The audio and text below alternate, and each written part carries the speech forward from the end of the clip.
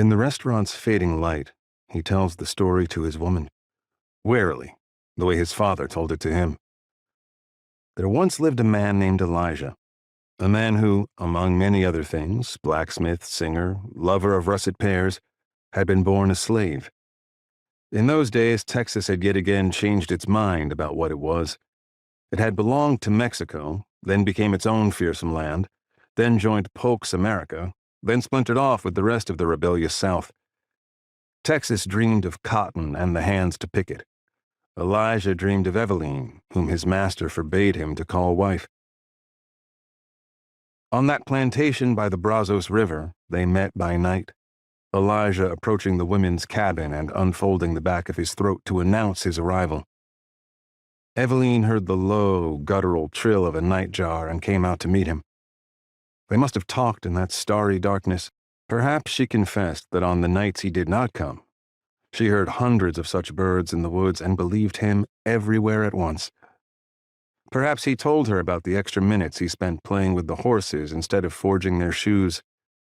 Small victories against the master who was also his father.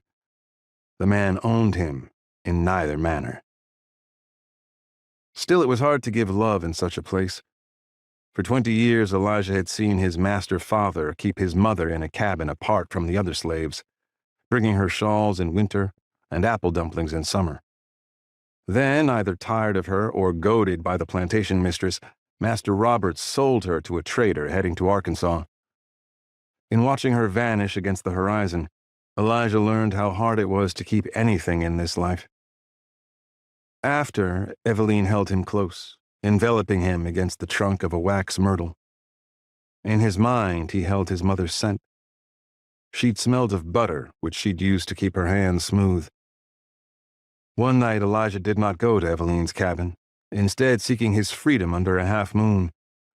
He waded through the river's shallows not only so the dogs couldn't track his scent, but also to let the water shake loose what memories he had of his fine-boned father. Those lingering cabin visits, the whispers of making his slave son a driver over the others. None of it had offered protection. Elijah had only the certainty of his feet taking him away, toward a self he could claim. Eveline hadn't expected his leaving without her. He couldn't have been the first man she'd lost, but he was the first to leave by choice. His name rose again and again in the whispers of other slaves, a taunt,